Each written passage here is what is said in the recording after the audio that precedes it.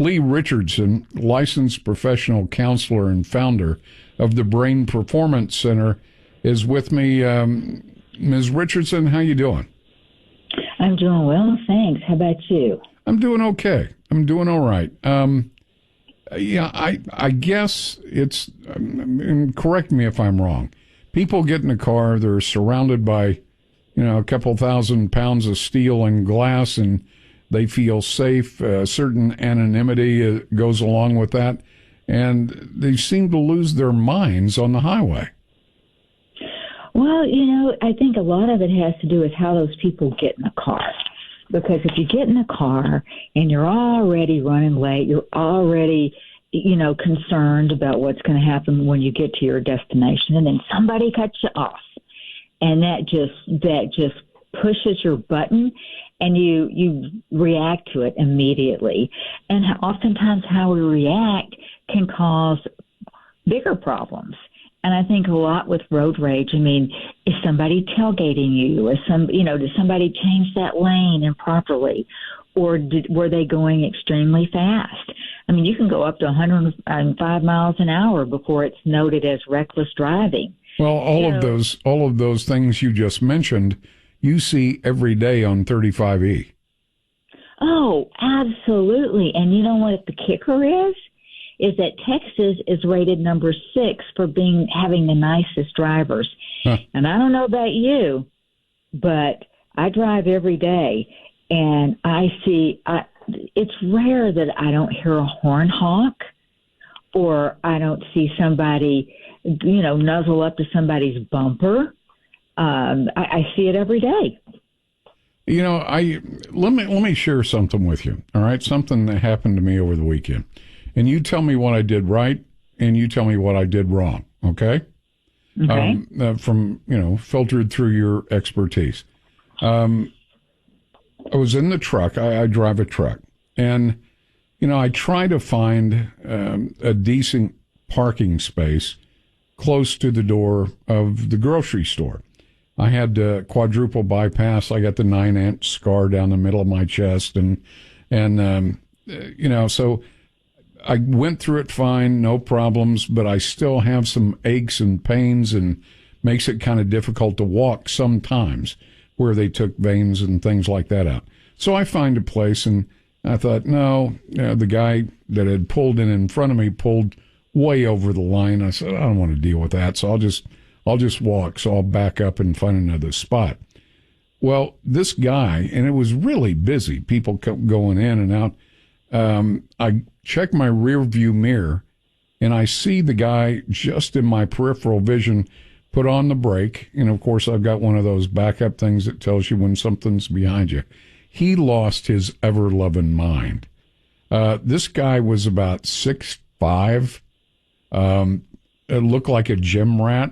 He, had on the multicolored Spanx, the big muscle shirt, and this guy was huge. He must do nothing all day but lift weights all day.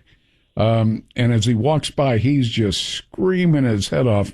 And, I thought, okay, let it go. He probably got scared.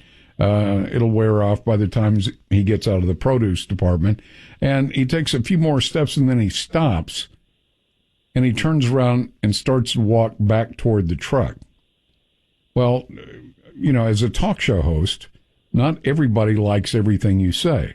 So I've had concealed carry for 20 years. And I thought, okay, here we go. Now I'm blocked, can't move forward.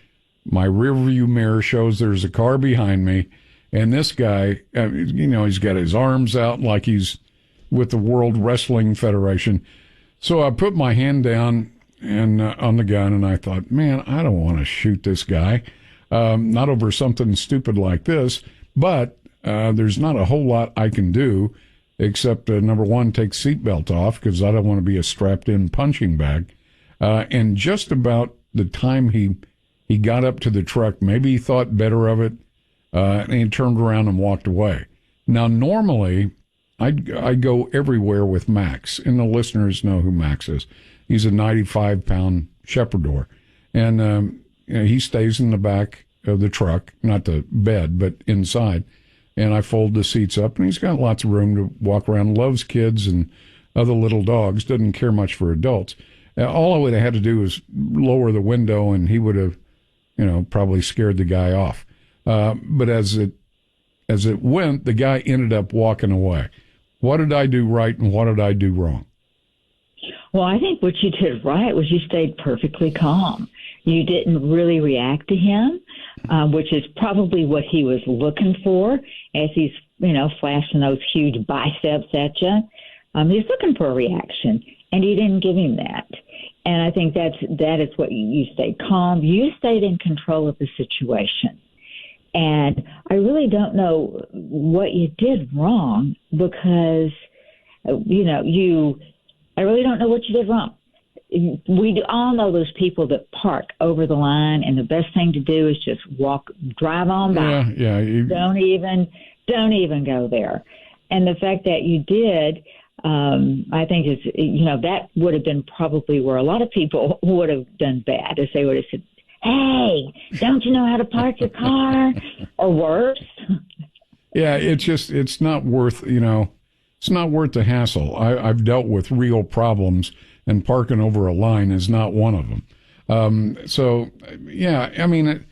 I just knew if this guy ended up coming up all the way, and the first thing I thought, well, the guy's juiced up on steroids, which is never a good thing.